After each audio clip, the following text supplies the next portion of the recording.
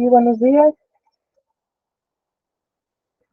Buenos días a todos, agradecemos su presencia a este primer coloquio virtual Niñez, Frontera y Tecnología 2023, organizado por la Unidad Académica Multidisciplinaria en Rode, de la Universidad Autónoma de Tamaulipas, en nombre de la doctora Heidi Luis Zúñiga Amaya, directora de las clases humanas de la UABC, quien también organiza este evento. Les damos la bienvenida.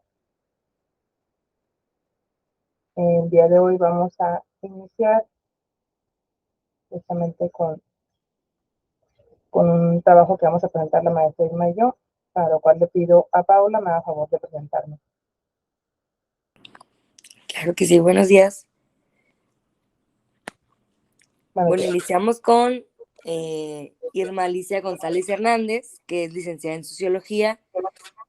Tiene una maestría en Desarrollo Urbano, tanto la licenciatura como la maestría por la UABC, donde se ha desarrollado como docente durante 32 años.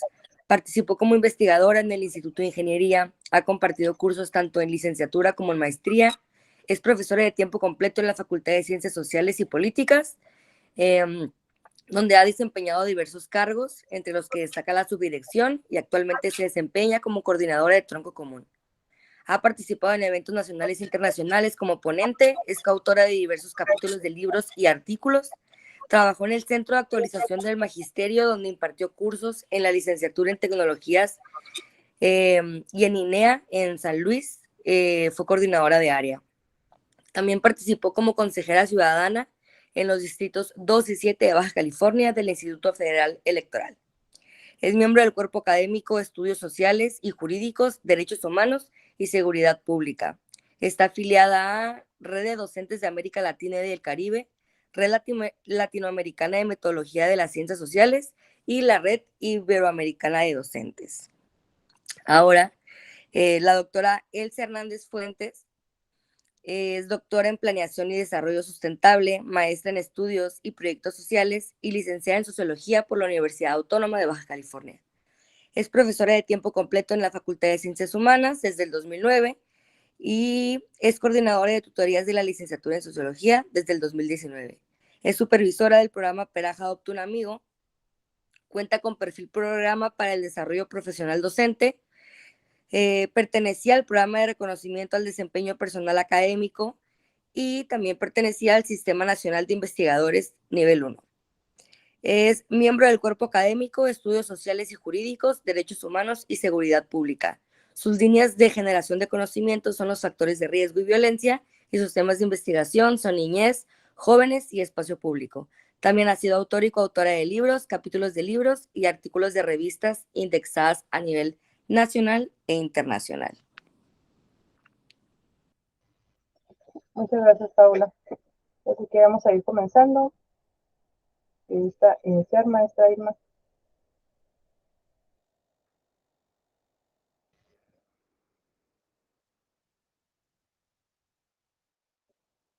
Maestra Irma, ¿sí está por ahí?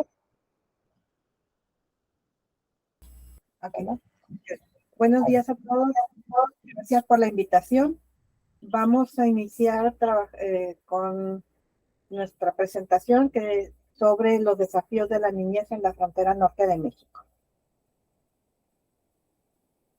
¿Puedes poner la siguiente, por favor? Gracias. Empezamos dentro de todos estos factores y estos desafíos que tiene la niñez en el norte en México y en el mundo, hay una serie de factores que son considerados vitales para poder entender qué es lo que está pasando. Por ejemplo, podemos hablar que esos factores de riesgo social los podemos clasificar de diferentes maneras o tener diferentes áreas de atención. Entre ellos está la cuestión de la alimentación, la cuestión de la salud, y empezaríamos por comentar que existen una serie de trastornos de alimentación que tienen impacto directo en la forma en que se desarrollan los niños. ¿Sí? No solamente de su desarrollo físico, sino también la manera en que interactúan con otros niños y con todo su entorno. Estos trastornos son la desnutrición, la malnutrición y el retraso en el crecimiento provocados por diferentes circunstancias. Por ejemplo, Hay un tema, hay un concepto que descubrimos hace poco la maestra Elsa y yo revisando todos estos temas y tiene que ver con, se llama hambre oculta y es una situación, es una deficiencia, lo quise anotar porque no es muy común que conozcamos que se maneje el concepto y es una deficiencia crónica de micronutrientes y va a afectar a la salud de forma silenciosa y grave, llegando a ocasionar en muchos casos hasta la muerte. Los materiales que hablan sobre este tema indican que eso puede ser una situación que puede impactar a toda la familia, o sea, varios integrantes de la familia pueden estar en este grupo y si lo tienen los padres es muy probable que suceda también con los hijos. Otro de esos factores es la anorexia, la bulimia, que son problemas de salud, pero tienen un fuerte impacto con el entorno social, donde, de acuerdo con algunos autores como Corsi, mencionan que tanto la anorexia como la bulimia, pueden ser producto de esa presión social que existe para cubrir o para estar dentro de los esquemas establecidos, el ser muy delgado, el tener cierto tipo de características físicas y, y, y algunas personas con esta presión social desarrollan cualquiera de estas dos situaciones, que son la anorexia y la bulimia. Otro punto importante es la cuestión de la desnutrición o la anemia y la obesidad, que regularmente estaban etiquetadas como que si estás desnutrido, pues son los niños muy pobres, etcétera. Y la obesidad, sin embargo, no tiene nada que ver el nivel social, el nivel económico de los niños para que se presenten estos problemas. Puedes aparentemente comer muy bien y estar desnutrido. Y la obesidad tiene que ver también con los diferentes esquemas que hemos estado manejando como sociedad, donde se come mucho más comidas enlatadas, se comen comidas rápidas que a veces no son nada nutritivas. Entonces, todo esto genera uno de los primeros factores de riesgo para los niños. ¿Sí? La siguiente, por favor. Otro punto importante dentro de esto es la mortalidad. ¿Sí? Las tasas de mortalidad han ido bajando, de acuerdo a CONAPO, en los últimos años. Pasamos de tener una tasa de mortalidad del 12.8 y al 2022 que es 12.3. ¿Sí? Son 12.3 muertes por cada 1,000 niños. ¿Sí? Y vienen un segundo tipo de conductas o de situaciones de riesgo, como son las conductas sexuales. ¿Sí? El matrimonio precoz, por ejemplo. Esto tiene que ver con costumbres que se presentan en las sociedades donde las niñas son obligadas a casarse, obligadas o está estipulado en su cultura que pueden casarse desde muy pequeñas, trayendo con esto graves problemas de salud para ellas y muchos riesgos, por ejemplo, embarazos, donde los menores de 15 años o niñas hasta los 15 años, más o menos tienen el doble de probabilidad de tener problemas serios que las mujeres de 20 a 30 años que se embarazan. Entonces, tenemos riesgos altos en esta situación. ¿Sí? Siguiente, por favor. Aquí tenemos un poco sobre los embarazos adolescentes. Aquí es lo que les comentaba. La muerte materna, el riesgo de muerte materna es el doble en las menores de 15 años que de las madres de una edad mayor. El 15% de todos los embarazos registrados en América Latina y el Caribe se producen en menores de 20 años. Entonces, hay que atender muchos aspectos dentro de esto, la información, la educación sexual, la atención familiar, y hay una enorme información en Internet, podríamos decir, no tendría que pasar. Sin embargo, no necesariamente se atiende o se recurre a las fuentes adecuadas para informarse sobre la cuestión de la educación sexual. Siguiente, por favor. El embarazo adolescente tenemos datos muy importantes y preocupantes. Por ejemplo, México es el primer lugar de la OCDE en embarazos adolescentes. Y nosotros estamos entre los primeros 11 estados en el país que tienen esta situación. ¿Sí? Las entidades de Chihuahua, Baja Sur, son las que tienen más embarazos adolescentes y seguidos por Guerrero, Nuevo León, Chiapas, Coahuila, Durango, Tabasco, Sonora, Tlaxcala, Baja California, Colima, Querétaro y Yucatán. Entonces, es importante atenderlo, buscar la manera de hacer, de crear canales para que haya mayor información y poder apoyar a este grupo en cuanto a lograr que haya una reducción importante en embarazos. Siguiente, por favor. Otros datos. La Organización Mundial de la Salud de la ONU considera que el embarazo en las adolescentes es de alto riesgo por diversos factores, entre ellos el elevado riesgo de muerte durante las fases del embarazo, ya sea parto y puerperio, así como las vulnerabilidades que enfrentarán las madres adolescentes, dado que algunas de ellas están en situación de marginación, inequidad de género y pobreza. Entonces, es muy común que estas muchachas que tienen niños a edades muy tempranas ya no van a poder estudiar. Generalmente no pueden estudiar, tienen que empezar a trabajar, tienen complicaciones para quién cuida a sus hijos y todo esto empieza a generar problemas en otras áreas como sería, por ejemplo, la cuestión de la violencia intrafamiliar, etcétera.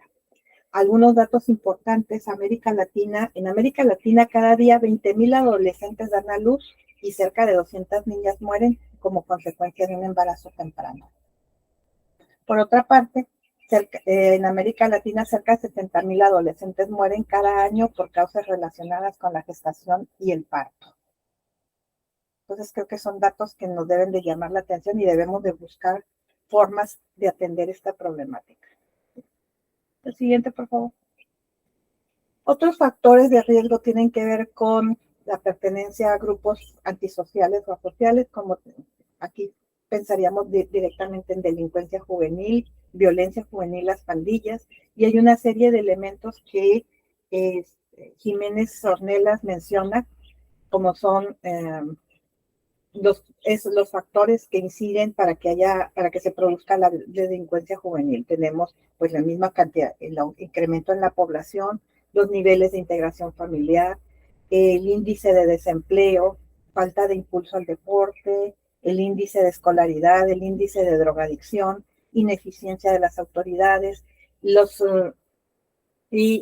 centros de rehabilitación que normalmente no solamente sirven para que las personas vayan y se desintoxican, vuelven al mismo problema, no hay una rehabilitación real, sino nada más un tiempo para desintoxicarse y vuelven a las mismas situaciones.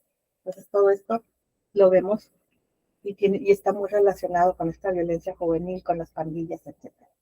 ¿Sí? Siguiente.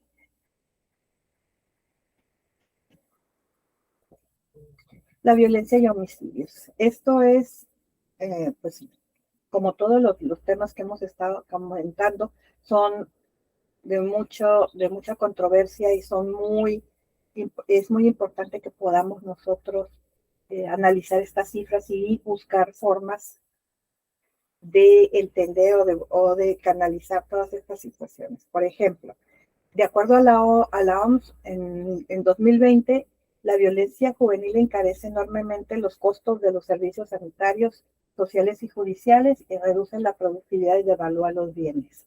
Entonces, si recordamos, tiene mucho que ver con la pandemia y a partir de eso se generaron situaciones como esta. Cada año se cometen en todo el mundo 200,000 homicidios entre jóvenes de 10 y 29 años, lo que supone un 43% del total mundial anual de homicidios. El homicidio es la cuarta causa de muerte en el grupo de 10 a 29 años de edad y el 83% de estas víctimas son de sexo masculino. Siguiente, por favor. Otro problema es la accesibilidad de las armas de fuego. más del 50% de los mexicanos conviven con armas. ¿Sí? Hay una libre circulación, hay ventas clandestinas, y esto es muy cotidiano. Dice, ya que el 56% cree que en su comunidad circulan armas de fuego de manera clandestina. Entonces, la Sedena reveló que en diversas solicitudes de transparencia evidencian que de enero de 2000 a enero del 2016 se han vendido 95.664 armas de fuego al público en general. Esto sin contar con el armamento que se comercializa a corporaciones de policías públicas y privadas. Entonces tenemos otro problema ahí que también que tiene un impacto directo porque tener armas en casa es peligroso en la medida que los niños son curiosos, pueden identificar dónde están las armas, las toman, quieren jugar con ellas y han causado muchos accidentes e incluso muertes. Siguiente, por favor. Desplazados por la violencia. Niños y niñas y adolescentes que han llegado a Baja California tras verse desplazados forzosamente de otras zonas de México e incluso ahora desde otros países, enfrentan serias dificultades de acceso a servicios de protección, educación y salud, lo que hace altamente vulnerables, lo que los hace altamente vulnerables. Señala un nuevo informe elaborado por el Colegio de la Frontera Norte con el apoyo del Fondo de las Naciones Unidas para la Infancia. Entonces no se limita a los efectos inmediatos de la interrupción de la educación o del cambio abrupto de residencia. Sin intervención oportuna está en riesgo su bienestar y desarrollo a largo plazo. Recordemos que cambiar de lugar de residencia implica todavía un entorno diferente, el acostumbrarte o el tratar de integrarte a las nuevas formas de vida, el tener la posibilidad de ingresar a una escuela. Muchas veces lo que sucede es que tienes que ponerte a trabajar y dejas de asistir a la escuela por atender necesidades básicas. Entonces tenemos ese foco. Y si además agregamos lo que está sucediendo en nuestra ciudad o acá en la frontera, los grupos migrantes que llegan también con sus niños, que todavía es mucho más complicado adaptarse de una cultura a otra, están en espacios, en refugios donde no se les ofrece todas las condiciones que deberían de tener. Entonces tenemos un panorama bastante complejo. Siguiente, por favor. Otros factores. Ya mencionábamos que parte de la cuestión de la delincuencia y de la violencia tiene que ver con el consumo de drogas, pero tenemos aquí, considerar que existen dos tipos de consumos, que son las drogas legales y las ilegales. Entonces, a veces el uso de medicamentos, el alcohol, el tabaco, generan adicciones, aparte de las sustancias tóxicas, y tenemos entonces diferentes líneas de atención que tendremos que considerar. Entonces, el alcoholismo, el tabaquismo, que generan problemas de salud muy fuertes, y la cuestión de los medicamentos y sustancias tóxicas, que también llevan en muchas ocasiones a situaciones de carácter fatales por el exceso de consumo, o bien a generar personas que están siempre fuera que en un entorno viven fuera de sus familias, mucha gente que anda en la calle, y cada vez se puede ver más esto. El aumento de consumo de sustancias desde el inicio de la pandemia entre adolescentes y jóvenes, tenemos aquí una serie de datos que no se alcanzan a percibir muy bien, pero tenemos hay una clasificación donde se determina qué tipo de consumo de sustancias consumen los adolescentes por grupos de edad. Entonces, son los opiáceos, y últimamente estamos hablando de otro tipo de sustancias, incluso medicamentos que están agregándose a las drogas para lograr que se enganchen más fácil quienes consuman estos productos. Por el lado del consumo de tabaco, pues es alto. 1.7 millones de adolescentes son personas fumadoras activas, y el 17.2% de estudiantes de secundaria y bachillerato ha consumido alguna sustancia psicoactiva, legal o ilegal. la mayor parte. No hay tanta diferencia entre hombres y mujeres en cuanto al consumo de alcohol durante la secundaria y aumentando al doble durante el bachillerato. Siguiente, por favor. La cultura de la violencia. Bueno, estamos rodeados de eventos violentos, estamos bombardeados en la televisión con programas, con películas, con todo tipo de presentaciones, todas relacionadas con violencia, con robos, asesinatos. Y entonces todo esto convierte a las personas en víctimas de este entorno, de esta forma de visualizar ciertas formas de vida, y entonces las armas se vuelven un elemento, como ya dijimos, algo muy común, y son fuente de reconocimiento. Muchas veces las armas son fuente de reconocimiento social y de poder. Quien nos muestra se siente poderoso, y también corremos el riesgo de que sienta que puede hacer lo que quiera y dañar a quien sea. Se genera impotencia en el individuo frente al poder del grupo, y es una educación para la violencia. Y tenemos también instituciones, hay que trabajar en las instituciones para la violencia, hay carencia de justicia y legalidad, estamos constantemente escuchando situaciones que no entendemos qué pasa, no se aplica la justicia, la impunidad es alta.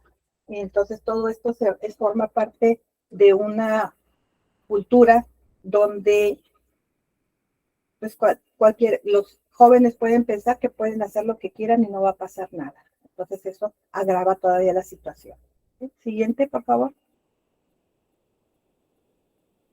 Explicaciones al fenómeno de la delincuencia juvenil.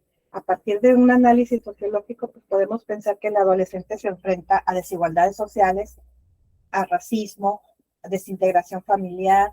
Además, hay estigmatización sufrida por ciertos jóvenes por el simple hecho de ser de otras etnias, por consumo de drogas o por alcohol. Ahí se han manejado últimamente muchos casos de violencia en estudiantes de secundaria. Hay un caso reciente donde la niña tenía rasgos indígenas y sufría de bullying, y llegó a tal grado que un día fuera de la secundaria la esperaron y la golpearon. Una compañera la golpeó con piedras, la dejaron lastimada, finalmente fallece esta niña. Y una de esas, la razón era, le hacían bullying y la maltrataban por tener rasgos indígenas. Entonces sí, es un problema muy, muy grave que tenemos que buscar la manera de reducir y de hacer que los jóvenes, que la población entienda que estas no son situaciones adecuadas, y que también son personas que tienen los mismos derechos que cualquier otra. Siguiente, por favor. El otro tema que se ha estudiado mucho es el del trabajo. ¿Sí? Tenemos cifras que son pues bastante impresionantes. Por ejemplo, a nivel mundial, 160 millones de niños entre los 5 y 17 años trabajan. 79 millones realizan trabajos peligrosos. ¿Sí? 72% trabajan como auxiliares con familiares, normalmente no reciben ingresos por ello.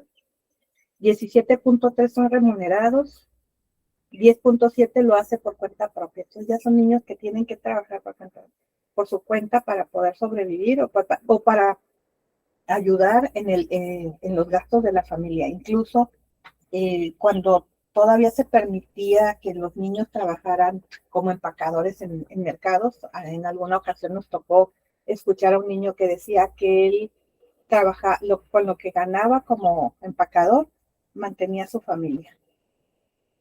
Entonces, pues, es difícil esa situación. Algunos dejan de estudiar, otros trabajan y estudian.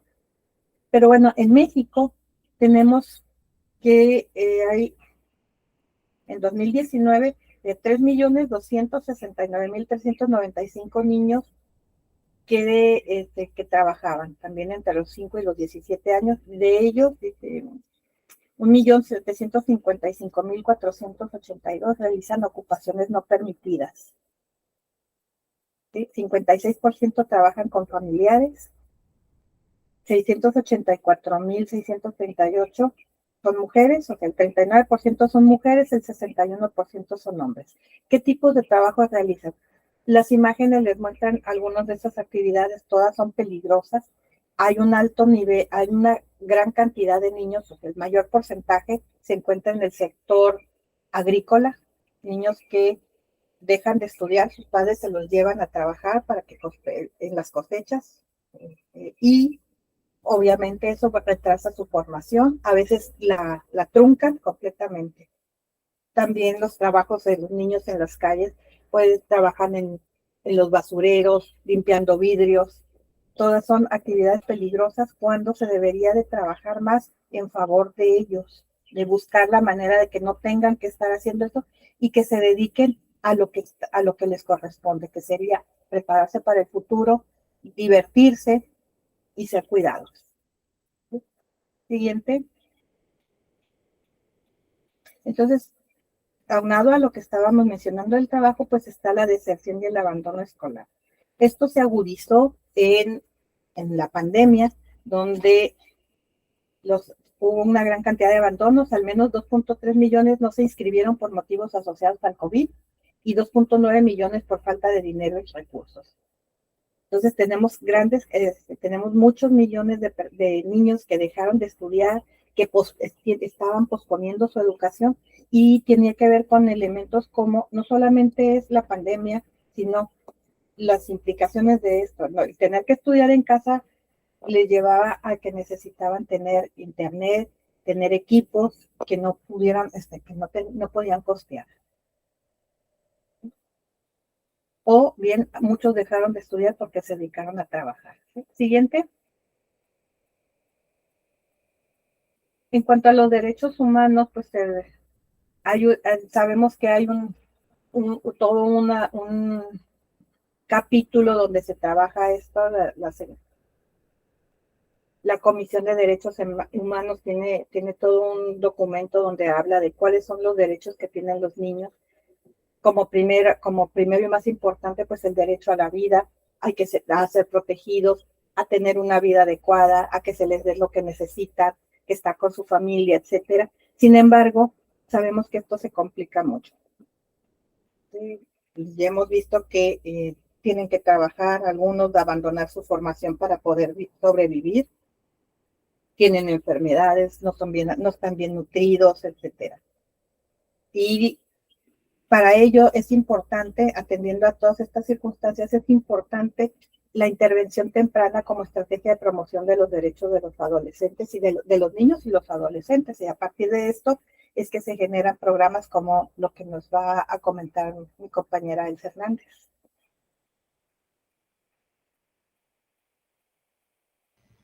Sí, muchas gracias, maestra Isma.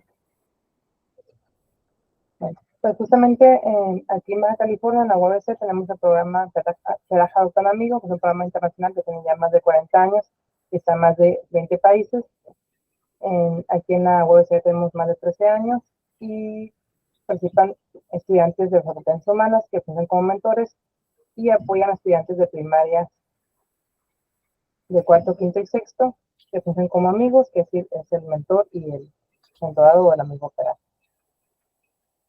Eso es muy importante para construir en ellos un futuro, y esto, pues, de acuerdo a Andrés, tiene que ver con las orientaciones y indicaciones que se le da a los intereses, aspiraciones o ideales ligados a las condiciones de existencia, orienta y justifica las acciones y proporciona normas de conducta para evitar los factores de riesgo que ya mencionó la maestra Irma anteriormente.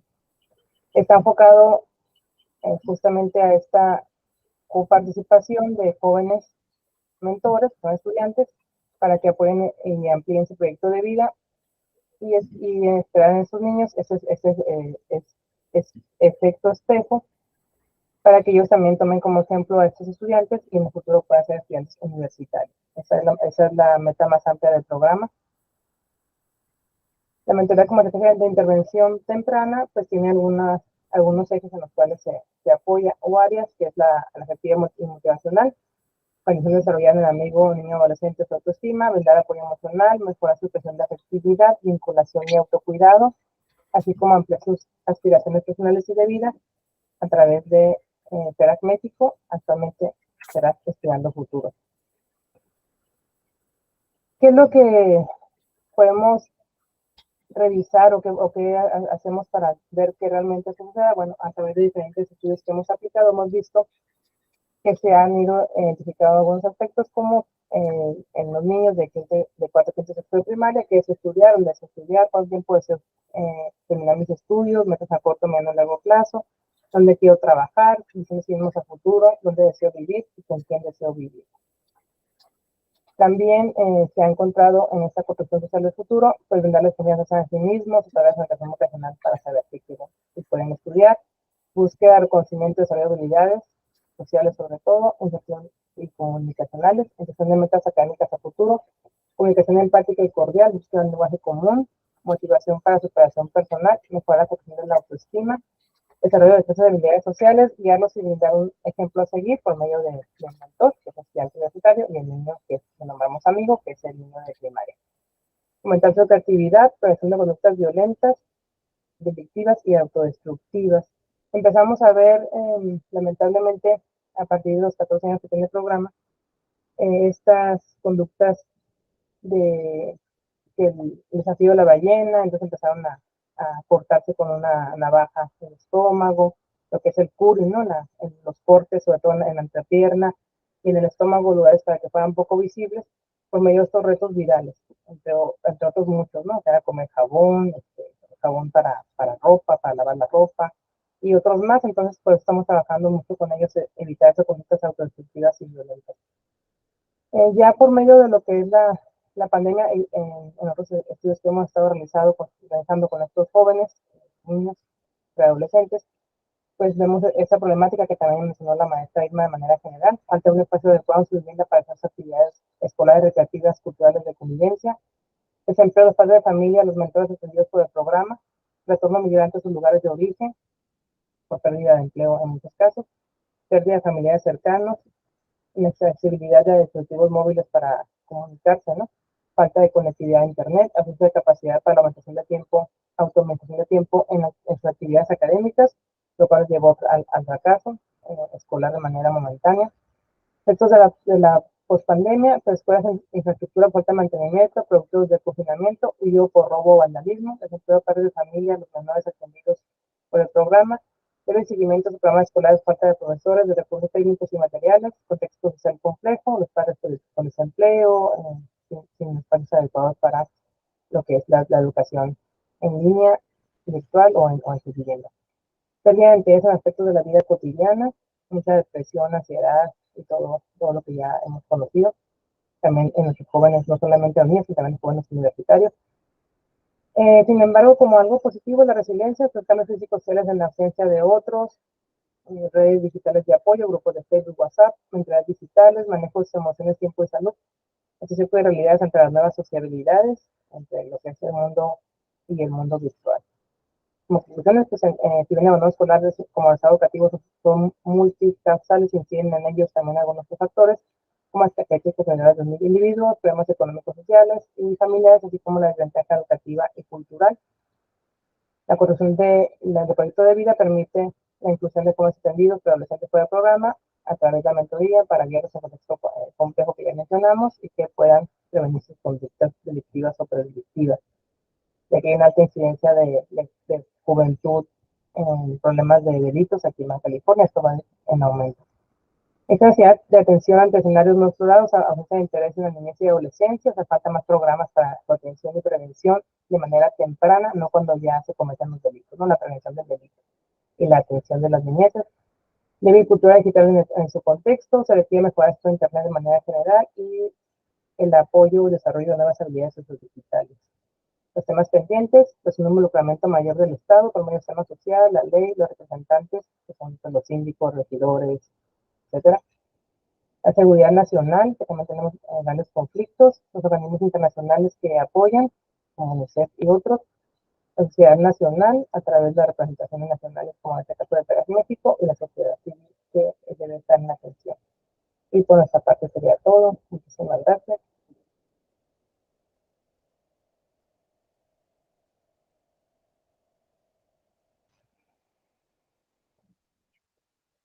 Ahora vamos a dar paso al siguiente tema.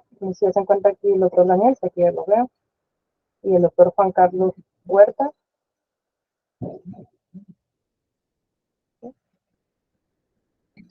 Doctora, buenas tardes. ¿Podría poner al doctor Daniel y al doctor Juan Carlos como moderadores, por favor?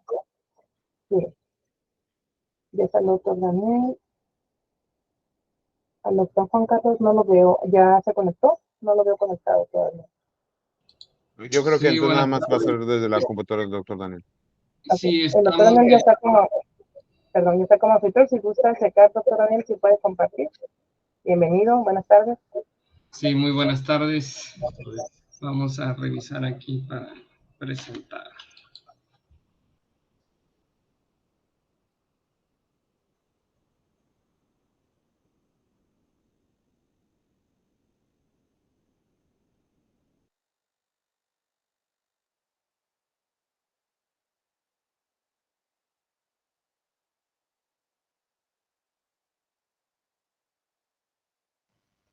En lo que se conectan el doctor Daniel y el doctor Juan Carlos, si me permiten, le voy a dar el uso de la voz a la doctora Heidi Zúñiga, directora de nuestra facultad, que les quiere comentar un mensaje.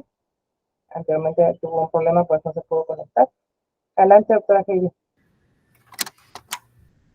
Hola, muy buenos días o buenas tardes a todas y a todos. Una disculpa por no haberme conectado a tiempo, pero tuve una situación que atender aquí en la Facultad de Ciencias Humanas.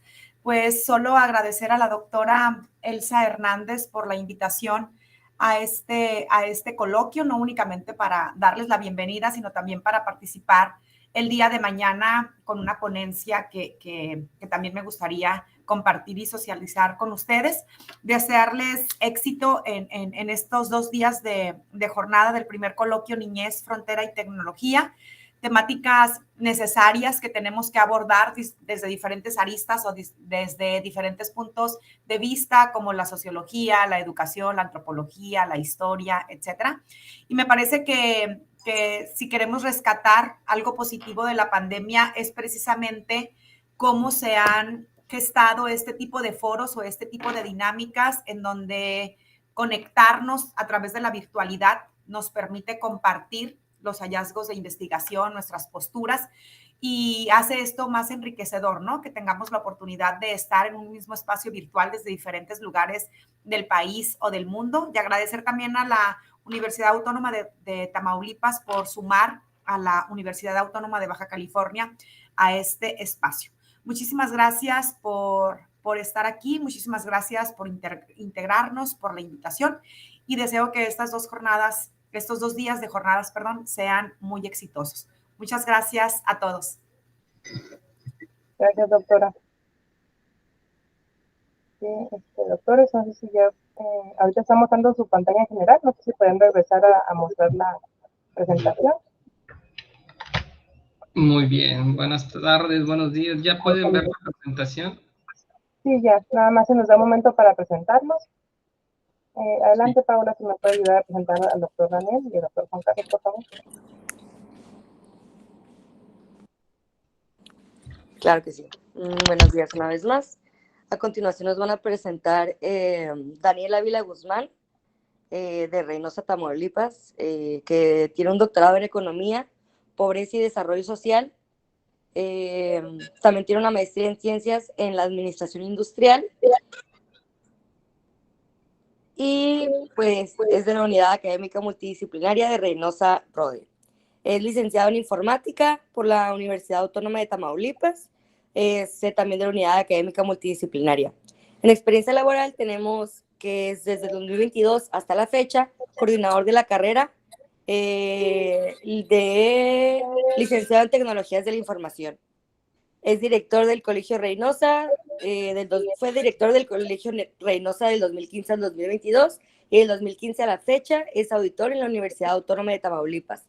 Del 2007 al 2013 fue subdirector del Centro Cultural y Deportivo Reforma y de 2007 a 2013 estuvo en el área de administración de CEPROTAM. Ahora a Juan Carlos. Tiene el grado de doctor en sistemas computacionales, especializándose en el área de desarrollo de software mediante el uso de la inteligencia artificial. Es catedrático de la Universidad Autónoma de Tamaulipas e imparte asignaturas relacionadas al desarrollo de software. Además, pertenece al núcleo académico básico de la maestría en Ciencias y Tecnologías Computacionales de la UAMRR y es colaborador del cuerpo académico Tecnologías Computacionales, participando en la publicación de varios artículos en revistas reconocidas.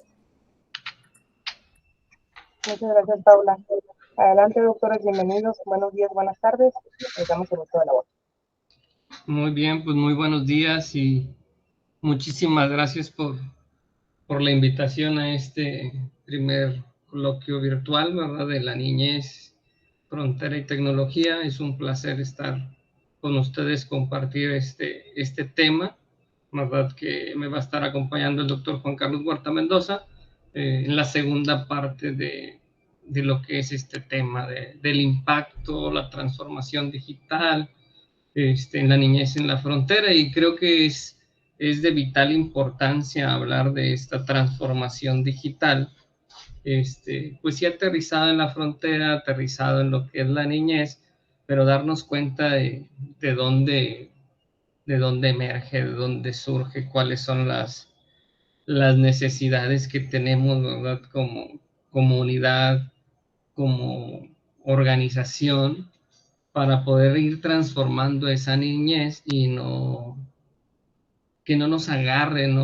Así como a nosotros en algún momento, ir preparándonos, ir conociendo, ir aprendiendo y tomando decisiones, ¿verdad? Por eso es bien importante hablar un poquito de lo que es esta transformación digital, que básicamente va a consistir en un proceso, en una serie de pasos que tenemos que ir dando. Puede ser proceso de pasos agigantados, pero que de una u otra manera se tendrían que ir dando a conocer en alguna de las áreas, como ahorita lo mencionaba, en la parte de la niñez, en parte de las organizaciones, instituciones. Por eso aquí nos habla que la transformación digital va encaminada a la orientación, ¿sí?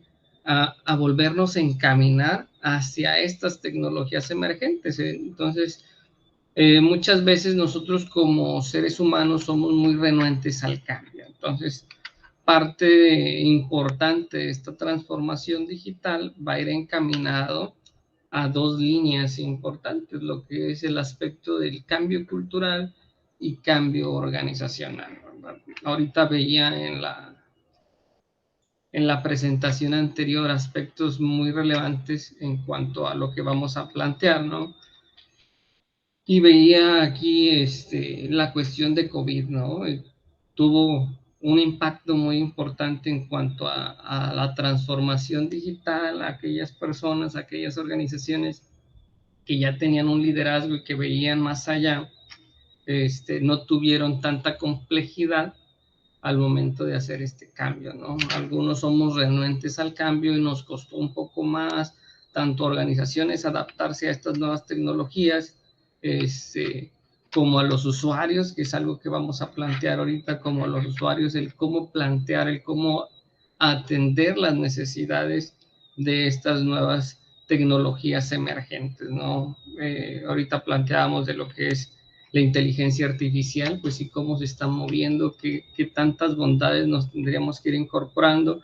Y estas son las necesidades que nosotros como institución o como empresa tenemos que aterrizar, pero pues en sí estamos hablando de la niñez, y hablar de la niñez es pues parte fundamental, ¿no? O sea, la cuestión es nosotros cómo nos preparamos, y aquí es cómo vamos a apoyar, cómo vamos a encauzar al desarrollo de los niños en sus primeras etapas, ¿verdad? A lo mejor hemos escuchado mucho la cuestión de que si en la primera etapa, ¿no? Son como una esponjita, todo absorben, todo atraen, todo aprenden.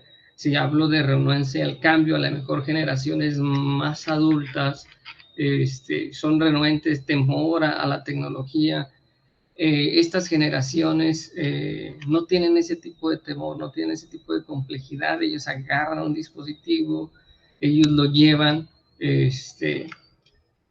sin conocer hacia cuáles son las vertientes en las que se pueden llegar a enfrentar. Por eso también hablamos de una orientación. Ahí está la tecnología.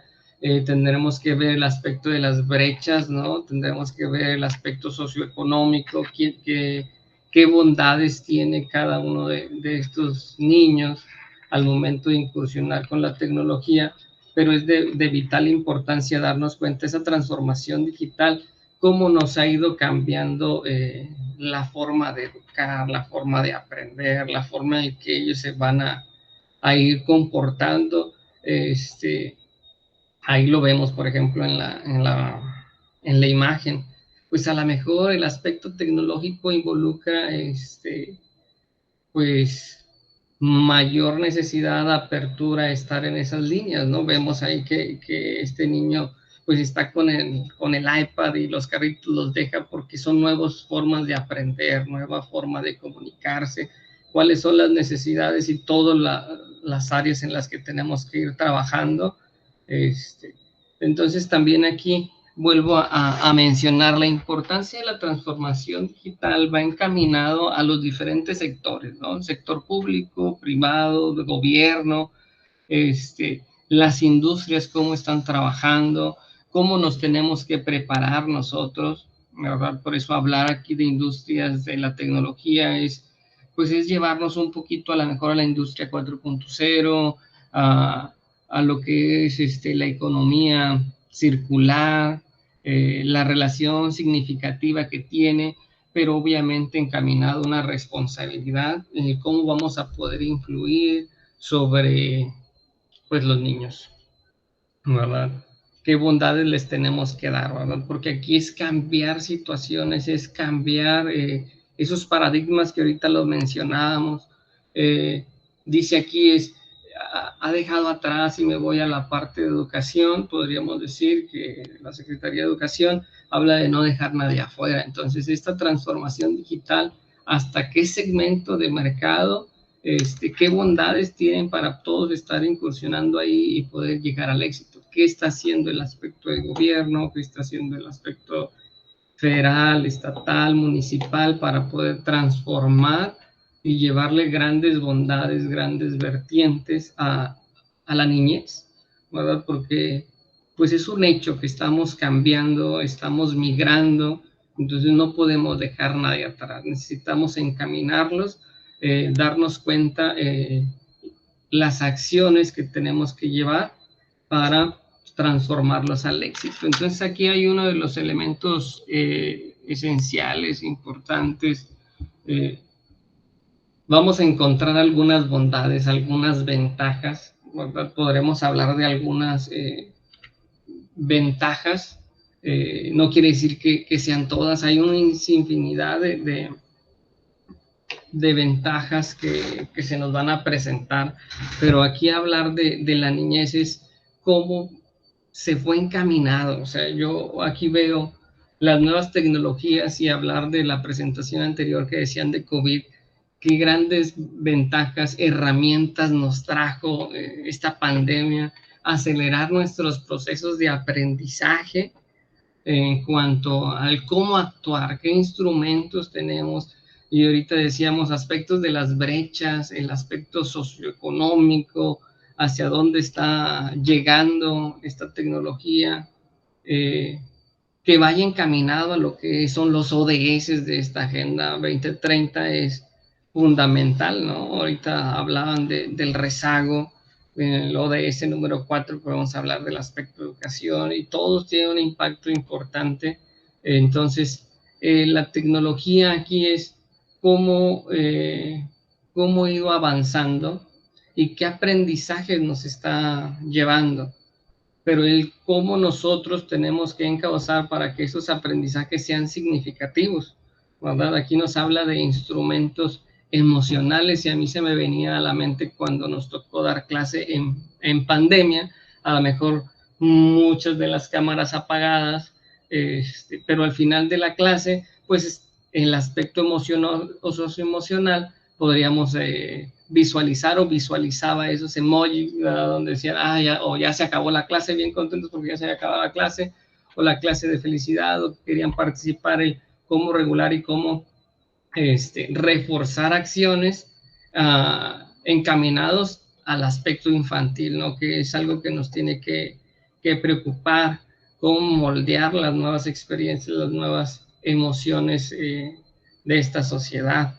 Por eso ahí se involucra la parte de estas nuevas tecnologías que tenemos que ir desde etapas desde los 0 años, y así vemos en la investigación, vemos desde etapas muy tempranas, ¿verdad? Como les mencionaba ahorita, que no son renuentes al cambio y que se nos hace muy fácil darles un dispositivo y que ellos lo interactúen, el cómo saber, ¿verdad?, qué ventajas de aprendizaje nos va a brindar para esta niñez. Entonces ahorita viene el aspecto de las desventajas también de la transformación digital, pero pues le voy a ceder la palabra al doctor Juan Carlos Huerta.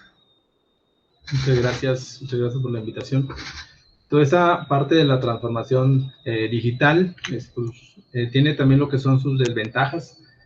Dentro de la principal desventaja que tiene, bueno, al momento de hacer la transformación digital, pues necesitamos el acceso a ella. Toda esa transformación digital es necesario lo que es el uso del Internet, y pues eso abre una brecha muy importante, sobre todo quien tiene acceso a todas esas aplicaciones o tecnologías que están disponibles o se desarrollan por diferentes empresas. Entonces, una de las brechas pues más significativas es que no todas las personas tienen acceso hacia esta tecnología. Entonces, eso hace divisiones dentro de la sociedad, en la cual, pues básicamente, entre ricos, pobres, hombres, mujeres, hacen lo que es una separación, una división que hay en la sociedad. Otra de las desventajas que también se presentan, pues es la calidad de la experiencia en línea. Al momento de que nosotros hacemos uso de esta transformación digital, bueno, pues también descuidamos otros aspectos, como es la interacción humana entre personas. Entonces, esa interacción y esa socialidad pues se ve afectada cuando nosotros estamos teniendo lo que es una experiencia en línea. Otra de las desventajas importantes, bueno, de que al momento de que tenemos el contenido, lo que es alojado en el Internet, en alguna tecnología, ningún niño está a salvo del riesgo que pueden por ahí presentarse. Existen pues muchos riesgos, voy a nombrar aquí nada más 2, pero uno de los más significativos pues es el contenido en el cual están expuestos los niños. Cuando un niño está expuesto a un contenido no deseado e inapropiado, pues puede incluir imágenes sexuales, pornográficas, violentas, algunas formas de publicidad racista, discriminatorias. Hay mucho contenido que no es apropiado para los niños, lo cual contribuye pues a su formación, y pues es uno de los riesgos, de los mayores riesgos que se presentan en el desarrollo de la infancia. Otro de los desventajas y también de los riesgos que corre en la niñez, pues es la forma o la conducta en que se está desarrollando esta etapa de su vida. Dentro de la conducta, pues conforme se va teniendo su estilo de vida, puede ocasionar de que los mismos niños vayan desarrollando pues contenido inapropiado. En este caso muchas veces se lo conoce como el bullying, o contenido que afecta hacia otras personas. Ese también es un riesgo que se presenta dentro de la transformación digital. Dentro de los que podemos ejemplificar, sabemos que pues hay más riesgos todavía. ¿Cuál es el impacto de la transformación digital? Bueno, ya sabemos, como mencionó el doctor Daniel, los niños en estas nuevas generaciones, pues básicamente ya se le llama a niños digitales. Ya ahorita si comparamos a lo mejor a una persona de edad avanzada con un niño, pues a lo mejor el niño es muchísimo más fácil que se adapte a lo que es las tecnologías, incluso ya hasta tienen mayor conocimiento que las personas de avanzada edad, ¿verdad? Entonces, ya estamos en otros tiempos. Lo que tenemos ahora es, pues básicamente, aprovechar lo que es la tecnología, acompañar a nuestra niñez para darle un buen enfoque. Los niños en edad preescolar se familiarizan con los dispositivos digitales antes de estar expuestos a los libros. Básicamente, cuando el niño se va desarrollando, pues dentro de la tecnología, cuando nosotros visualizamos o los niños visualizan algún contenido en Internet, pues básicamente tiene muchísima más interactividad, igual que lo envuelve o que le llama más la atención que los libros tradicionales. Entonces, a los niños, pues básicamente, si le das opción para poder visualizar algún contenido, pues va a escoger, pues básicamente el que tiene interactividad, dejando ahí expuesto a los libros tradicionales, ¿verdad? Entonces, es uno de los impactos que ha tenido también lo que es la transformación digital. ¿A dónde queremos llegar? Pues básicamente es enseñar la cultura digital en las escuelas a través de apoyos gubernamentales, es decir, ir acompañando todo el desarrollo de nuestra niñez de manera, pues cuidando todas estas brechas digitales, todas estas desventajas y cuidando también este impacto de la transformación digital. Haciendo un recorrido aquí en la frontera, sobre todo cuando nosotros tenemos lo que es la transformación digital, pues mencionábamos hace un momento, es necesario que tengamos pues acceso a esa transformación digital.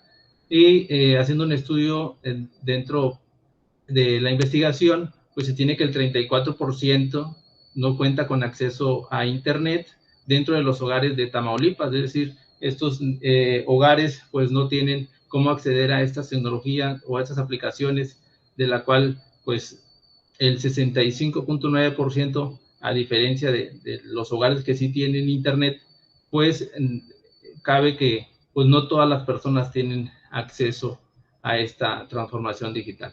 Según la encuesta y la gráfica, por ahí tenemos pues un poquito más de la mitad del % que sí cuentan con Internet.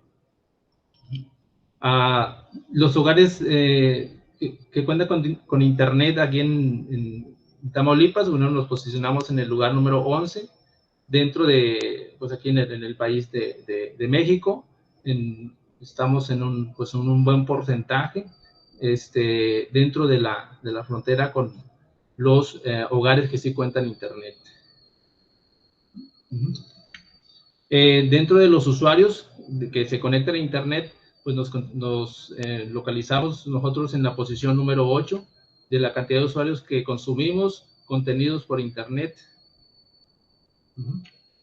Y para concluir, dentro de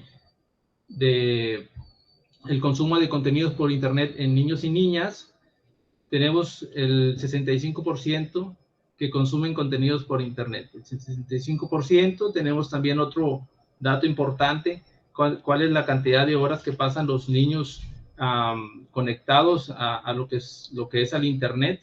Bueno, tenemos que es 2.6 horas al día, lo cual pues nos indica pues básicamente que dependiendo la edad, es la cantidad de horas que debe de proporcionar el acceso a las plataformas digitales sobre una niñez. En manera general, 2.6%. Tenemos que las plataformas más utilizadas es el YouTube, con 83%, seguidamente del TikTok, 42%, y en tercer puesto tenemos a la plataforma de Netflix, 39%. ¿Qué es el contenido más visto por los niños? Bueno, son películas en 56%, series 41%. ¿Cuáles los días en los que visualizan más contenido por Internet? De lunes a viernes 38% y sábado y domingo 40%. Los dispositivos más utilizados pues son el celular como primer lugar, 80%, 31% televisión y 19% lo que son las tablets.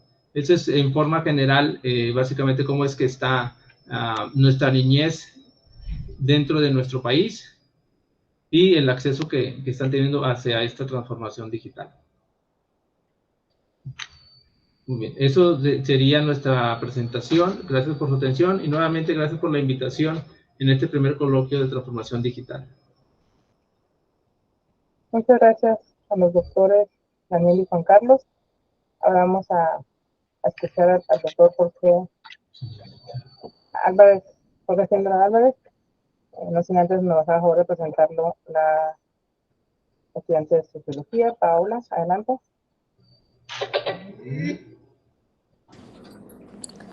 Claro. Es Jorge Antonio Espíndola Álvarez, es doctor en Diseño de Responsabilidad Social Empresarial por la CDS University en Chihuahua. Tiene una maestría en Administración de Negocios por el TEC Milenio y es ingeniero en Sistemas de Producción por la Universidad Autónoma de Tamaulipas. Es profesor de horario libre en la Universidad Autónoma de Tamaulipas, Campus Reynosa, desde 2014, en donde ha dirigido y participado en diversas coordinaciones escolares de la universidad y actualmente es responsable del programa Universidad Autónoma de Tamaulipas PERAJ y tiene la coordinación de emprendimiento y desarrollo. Sus áreas de interés son el learning, sistemas de calidad, emprendimiento, sistemas operativos, industria 4.0, la responsabilidad social y los ODS de la ONU, entre otros. El doctor Espíndola es miembro del Consejo Consultivo PERAJ, es instructor certificado en diferentes grados de calidad como Green y Black Belt, Core Tools y organizaciones positivas. Ha sido consultor e instructor de diferentes programas gubernamentales e industriales en México, así como ponente en eventos del South Texas College. Muchas gracias, Paula. Le damos entonces el uso de la voz al doctor Espíndola. Adelante, Jorge.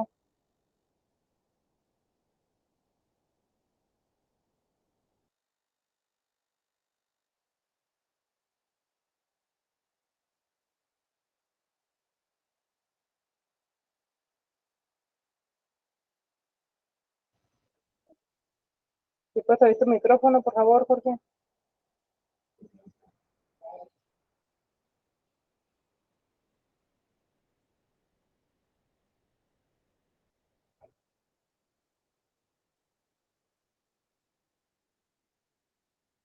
Sí, todavía no te escuchamos. Tienes cerrado tu micrófono. Es que el micrófono.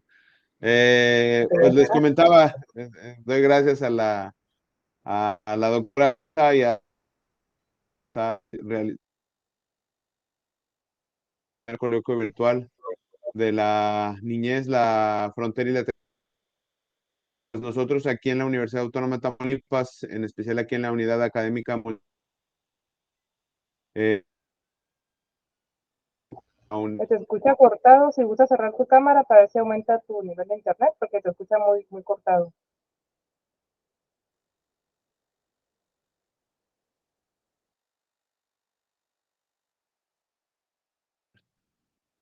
¿me escuchan? Sí, ya mucho mejor. ¿Ya me escuchan más o menos? A ver, déjame, me muevo de lugar. Sí, ya se escucha mejor. ¿Ya me escuchan mejor? Sí, ¿Ya me ya mucho escuchan mejor. mejor? Adelante. Sí, sí, ya, adelante. Ok, bueno. Comentaba, el objetivo bueno, daba gracias a la Universidad Autónoma de Baja California y agradecía el espacio que nos están brindando y pues agradezco también al equipo que está logrando hacer este primer coloquio virtual de la frontera, perdón, de la niñez, la frontera y la tecnología. Pues estamos aquí muy, muy, muy contentos aquí en la Universidad Autónoma de Tamaulipas, aquí en especial en la unidad académica multidisciplinaria Reynosa Rode.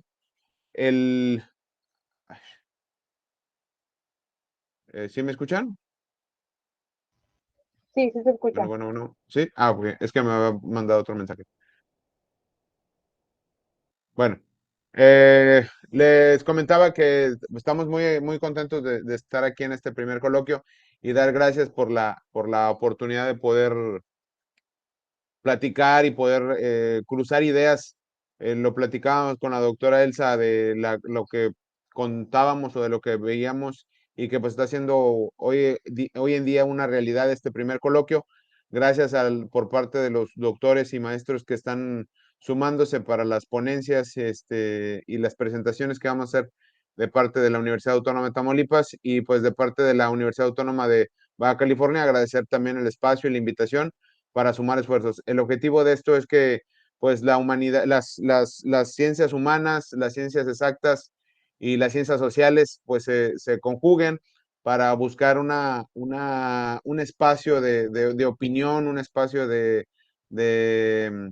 corresponsabilidad, un espacio de interacción y sobre todo un espacio para enriquecer el acervo cultural y el acervo científico que buscamos con este primer coloquio. bueno, agradeciendo este espacio y la oportunidad de dar de mi ponencia o mi presentación, pues agradezco y les comento lo que vengo a platicar ahorita, muy aunado de lo que mis anteriores colegas presentaron, es la educación de la responsabilidad social en la frontera norte de México. Pues va muy ad hoc de lo que estábamos platicando, tanto la doctora Elsa y la maestra Irma, como el doctor Daniel y el doctor Juan Carlos. ¿Por qué? Porque pues los dos estábamos hablando respecto a los problemas que acontecen en la región del norte, ¿verdad? En la región de la frontera. Y adolecemos los mismos síntomas y tenemos los mismos problemas, tanto la ciudad de Mexicali como la ciudad de Reynosa. Los dos contamos con una frontera estadounidense y pues tenemos esos mismos problemas, ¿verdad? El objetivo de esta plática o de esta presentación es que podamos ver lo que es la responsabilidad social tal cual y cómo ha ido impactando en el mundo. Dice, el mundo actual impone la necesidad de empresas con objetivos sociales y ambientales integrados a sus metas financieras. En este contexto, la responsabilidad social forma parte de la cadena de valor. Sin embargo, dentro de la formación de alumnos y profesionistas que se insertan al mercado laboral, es una sugerencia dentro de sus planes de estudio. Actualmente, los planes de estudio de las universidades, en especial aquí de la Universidad Autónoma de Tamaulipas, se está empezando a transformar o a transitar a esta parte de agregarlo dentro de las currículas, dentro de los desarrollos, dentro de la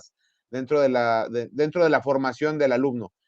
Sin embargo, nosotros sabemos que actualmente en la industria ya es una certificación, la CEMEFI, que es la que certifica aquí en México, Great Place to the Work, que es otra empresa internacional que también está enfocada a la responsabilidad social y a cómo un empleado se siente y se puede desarrollar en una empresa. Sabemos que estas certificaciones ya tienen un tiempo dentro del ámbito industrial y por lo mismo, pues nosotros como universidades a lo mejor vamos un poco, no digo atrás, pero pues vamos un poquito tarde, ¿verdad? En incorporarlo o introducirlo dentro de nuestras currículas. El objetivo de esto es que nosotros veamos cómo hacer más fuerte y cómo introducir netamente todo un esfuerzo, no nada más en una materia o no nada más en una asignación, sino que sea un desarrollo desde que el alumno entra a su nivel licenciatura hasta que el alumno sale de su nivel licenciatura. Es importante que el alumno tenga este desarrollo en cuestión de la responsabilidad social. ¿Por qué? Porque le creamos un profesionista con este sentido de la responsabilidad social. Creamos un profesionista enfocado a esto. Aunado a esto, pues sabemos que la responsabilidad social, ¿a qué contribuye o qué aporta dentro de la sociedad? Pues aporta el desarrollo sostenible, incluida la salud y el bienestar de la sociedad, tiene en cuenta las expectativas de las partes interesadas, cumple con las leyes aplicables y es consistente en las normas internacionales de comportamiento. Está integrado en toda la organización y se practica en las relaciones de cada región. ¿Por qué? Porque la responsabilidad social no nada más es ahorita lo voy a platicar un poquito más adelante, no nada más es enfocarse en una sola actividad, sino es un conjunto de actividades y es un conjunto de pensamientos que llegan y que se transmiten de tal forma que el pensamiento cambia. El pensamiento no nada más es ayudo y qué bueno que ayudo, sino ayudo para crear algo permanente, ¿sí? No nada más es crear la aportación de eufórica o, o temporal, ¿sí me explico? Entonces, eso es el objetivo de la responsabilidad social. Y cuando hablamos de responsabilidad social empresarial, lo podemos ver aquí en la diapositiva, pues tratamos de que sea algo continuo, que sea por objetivos, que sea transparente, que sea algo enfocado al mercado donde actualmente, en el contexto donde actualmente se busca desarrollar la responsabilidad social. No podemos, por ejemplo, ahorita en nuestra región, ahorita tanto Mexicali como Reynosa, no podríamos desarrollar una responsabilidad social enfocada al mar. ¿Por qué? Porque nuestro contexto no está enfocado al mar. Entonces tendríamos que buscar a lo mejor algo enfocado a nuestro contexto, a lo que actualmente vivimos y en donde nos encontramos. La responsabilidad, la ética social, la sostenibilidad y medio ambiente, los recursos. Entonces, en esos aspectos es de lo que tenemos que ir viendo en la responsabilidad social. Bueno, pero eso, ¿cómo afecta a la frontera? Actualmente en la frontera tenemos, en la frontera norte, tenemos una serie de dificultades que apuntan a las necesidades de alcanzar y mantener altos niveles de eficiencia ante un contexto de crisis y competencia internacional. Hay problemas de subutilización, de sobresaturación, de deterioro y carencias de infraestructura, así como insuficiencia de servicios públicos en varios puntos de la región fronteriza. Pues esto lo sabemos porque vivimos en la frontera, ¿verdad? Todos los doctores y maestros que están aquí en este primer coloquio, pues sabemos y convivimos diario, yo creo que con estos problemas y estas dolencias que tiene la frontera. Podemos ver aquí en las imágenes la situación que existe actualmente en la frontera, de toda la migración que ha existido y que son asentamientos irregulares en toda la frontera.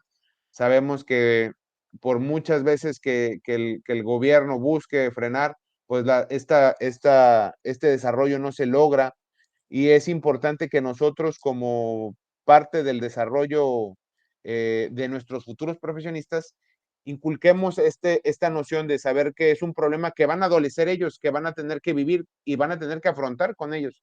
Entonces es importante que le hagamos este cambio de mentalidad al universitario, al futuro profesionista y al profesionista que se está desarrollando en este contexto, ¿verdad?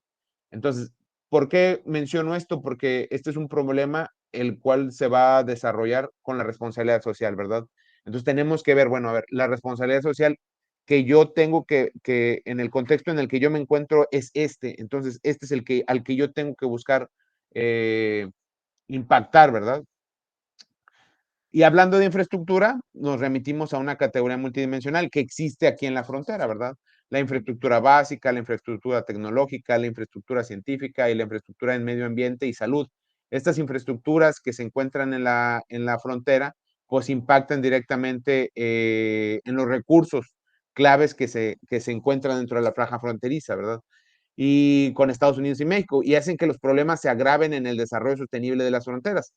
Por lo mismo, pues no, como tenemos alta densidad de población y es una población flotante, no hay una población que se quede y que tenga un sentido de pertenencia dentro de la frontera, sino que es flotante, utiliza nuestros recursos, satura nuestros recursos, satura nuestros sistemas y pues se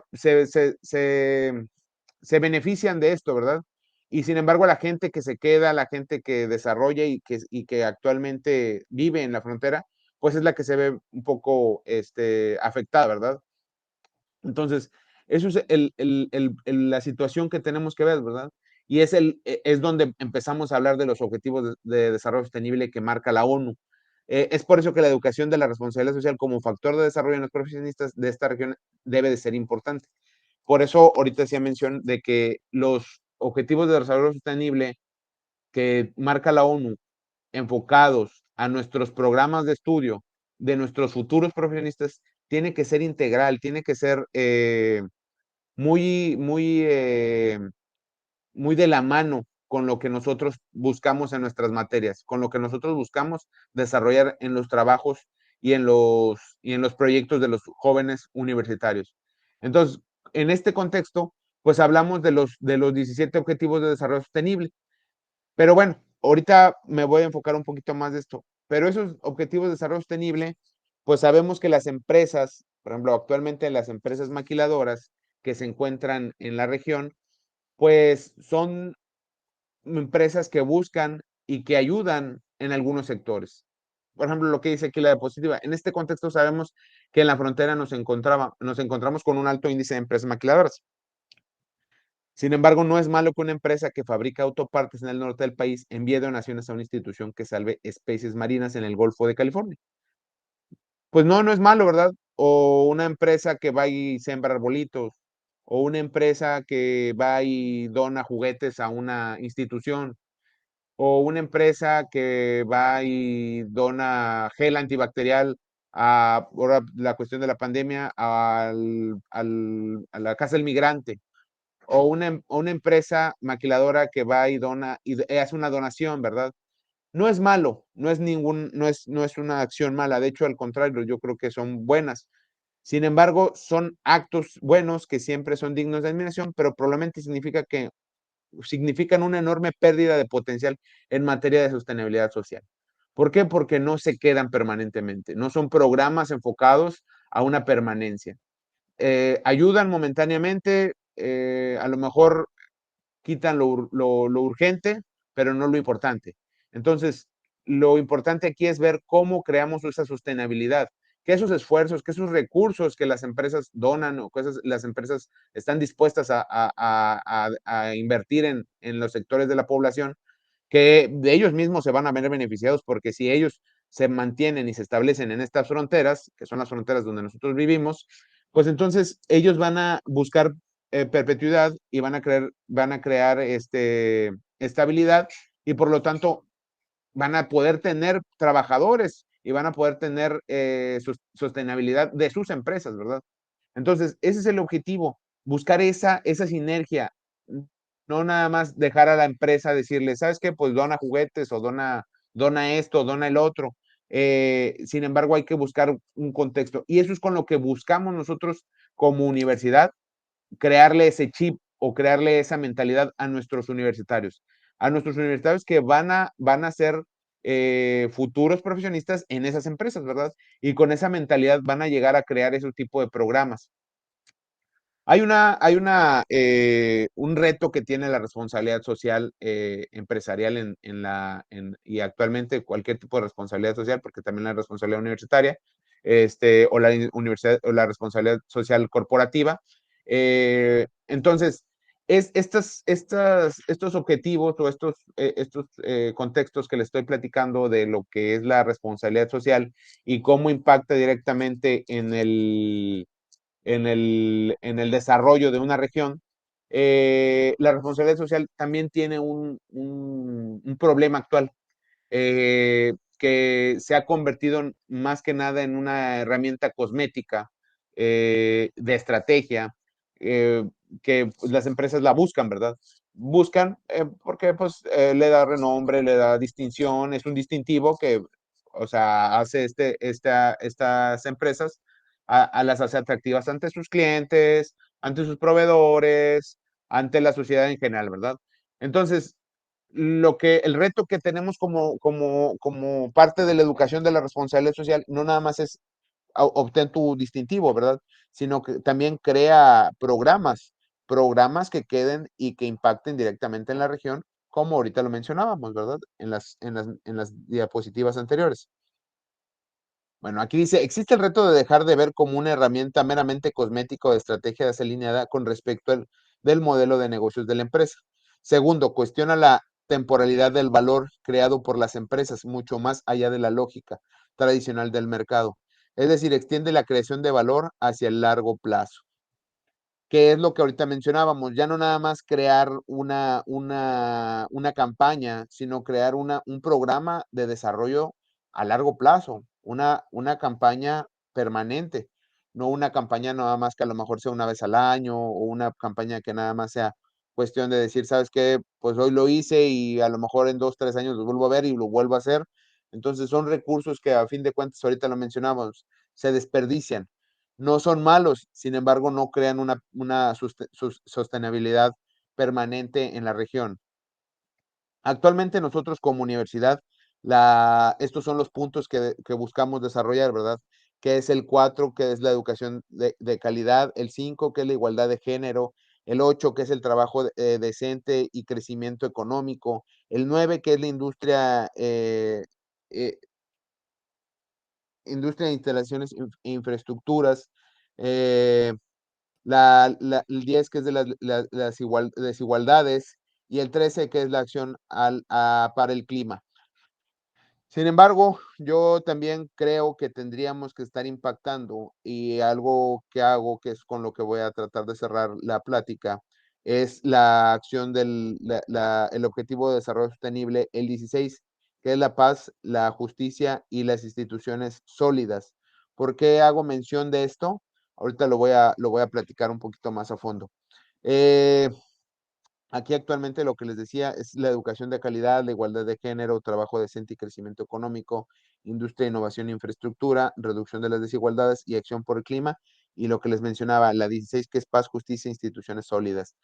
¿Por qué hago mención de esto? Porque actualmente, ya para cerrar mi plática, yo estoy buscando que dentro de la formación de mis alumnos, aquí podemos ver, se busque no nada más les inculco la responsabilidad social y no nada más le doy el conocimiento técnico de mi materia. Yo doy materias de investigación de operaciones, análisis de decisiones, que va muy enfocado a la optimización de los recursos. Entonces, cuando hablamos de la optimización de los recursos, es importante decirle a los alumnos y decirle a nuestros futuros profesionistas que los recursos son limitados, ¿verdad? Que son finitos. Entonces, ellos tienen que buscar cómo crear recursos y cómo crear campañas permanentes. Sin embargo, pues bueno, es algo temporal. Lamentablemente se vuelve algo temporal porque nada más es en mi materia. No creamos un programa transversal dentro de toda la universidad o más bien dentro de toda la formación del alumno. Porque si pudiéramos hacer esta suma de esfuerzos durante toda la transversalidad de la carrera profesional, pues los alumnos podrían crear un programa permanente. Imagínense que lo pudieran empezar desde primer semestre y que lo terminaran hasta el octavo o noveno semestre que terminen sus carreras profesionales, pues también estaríamos hablando de un proyecto de 4 años, ¿verdad? Más o menos. Entonces, eso crear una permanencia en cualquier comunidad que ellos quisieran trabajar. Puede ser en su región, en su colonia, en su casa. Sin embargo, como les comento, yo es algo que les inculco en la materia y es parte de su rúbrica de calificación. Sin embargo, aquí la cuestión, ahorita lo que les mencionaba del objetivo 16, es porque actualmente estamos trabajando con una institución que se llama Mejor México, el cual va impactado al objetivo de desarrollo sostenible, que es el 16. Ellos buscan crear instituciones más sólidas y de la paz y de la justicia social. ¿Por qué? Porque lo que busca Mejor México es tratar de que los alumnos universitarios sean agentes de cambio. El principal objetivo de esta institución es que no existan las mordidas, que no exista la corrupción tal cual, y no desde un punto de vista legislativo o judicial, sino más bien desde un punto de vista de un cambio social, ¿verdad? Les explica a los alumnos, les explica a los universitarios, les explica a los muchachos qué es dar una mordida y por qué afecta dar una mordida, en qué impacta dar una mordida. Y pues bueno, estos son ejemplos de lo que han trabajado, han logrado llevar los alumnos, este grupo de alumnos que tengo actualmente, han dado educación a sus otros compañeros respecto a esto. Aquí podemos ver unos ejemplos aquí en la esquina, perdón, aquí en la parte inferior derecha. Eh, Podemos ver cómo fueron y proyectaron esta información y cómo los alumnos estuvieron atentos escuchando esta información. Crearon unos Kahoot también para hacerlo entre ellos, el tipo de educación de esta información. Dentro de la formación que les comentaba ahorita, que es la responsabilidad social universitaria, yo creo estas asignaturas o estas tareas donde les digo que tienen que buscar desarrollar proyectos, no nada más que impacten, como les decía ahorita, el famoso ve y planta un árbol, y digo, no es malo ir a plantar un árbol, pero no nada más que impacte directamente. Por ejemplo, aquí está un ejemplo.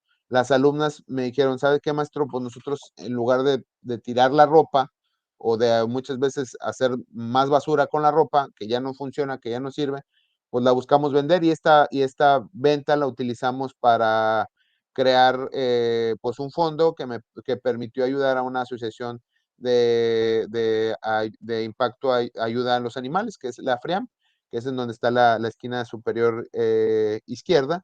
Aquí está el ejemplo de las muchachas, de las alumnas que estuvieron haciendo esta donación. Con este tipo de acciones, pues les digo, vándale, eso es lo que estamos buscando, ¿verdad? que creen ellos bueno, cómo genero recursos, cómo logro obtener recursos. Yo no les doy recursos.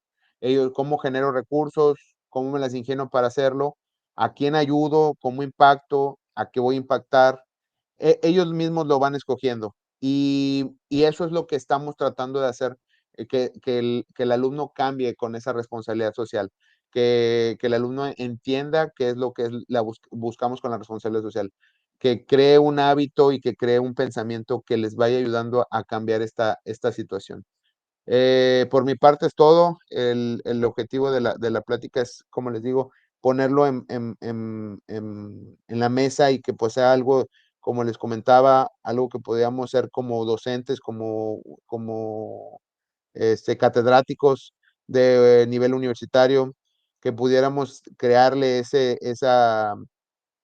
ese factor de cambio a nuestros universitarios, a nuestros alumnos, y pues hacer a lo mejor algo permanente, como les decía. Imagínense qué padre sería que pudiéramos empezar con un proyecto desde que empezamos hasta que terminamos en cuestión de responsabilidad social. Y podrían impactarse en todas las áreas que ahorita mencionaron, tanto como lo que mencionaba la maestra Irma y la doctora Elsa, como lo que mencionaban el doctor Juan Carlos y el doctor Daniel. Imagínense poder hacer proyectos con nuestros universitarios destinados a eso y que sea una continuidad de 4 años, pues serían cambios muy favorables para nuestras regiones. Pues por mi parte es todo. Muchísimas gracias por su atención. Cedo la palabra a la doctora Elsa. Sí, pues buenas tardes, buenos días todavía acá en Baja California. Agradecemos mucho a todos su participación el día de hoy. Los invitamos el día de mañana. Son temas muy importantes, como bien mencionaba la doctora Heidi, la directora aquí de la facultad, que debemos de atender, ya que la niñez ha sufrido demasiadas violencias y ausencias y se han aumentado con la pandemia, entonces es importante atenderla. Y estos nuevos márgenes también de uso de tecnologías, pues es muy importante hacerlo de manera adecuada para que sea en su beneficio, no de manera perjudicial, como han mencionado los doctores también, Daniel y Juan Carlos, ¿no? Pues agradecerles a todos, nos vemos el día de mañana y que pasen muy buena tarde, muy buenos días. Gracias a la unidad académica multidisciplinaria de la Universidad de Tamaulipas, en la sede de Rode, Reynosa Rode, al doctor Jorge Espíndola por todo este apoyo para la organización, así como a todos los participantes, y nos veremos el día de mañana por la misma liga. Esperamos contar con la presencia de todos. Muy buenas tardes.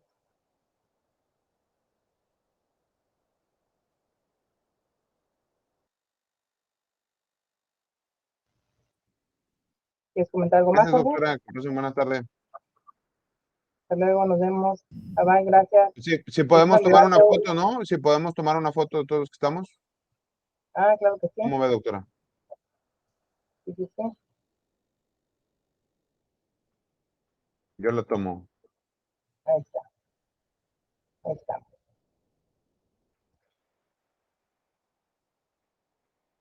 ¿Listo? Ya.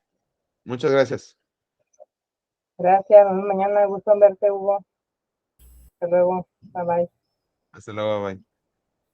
Hasta luego.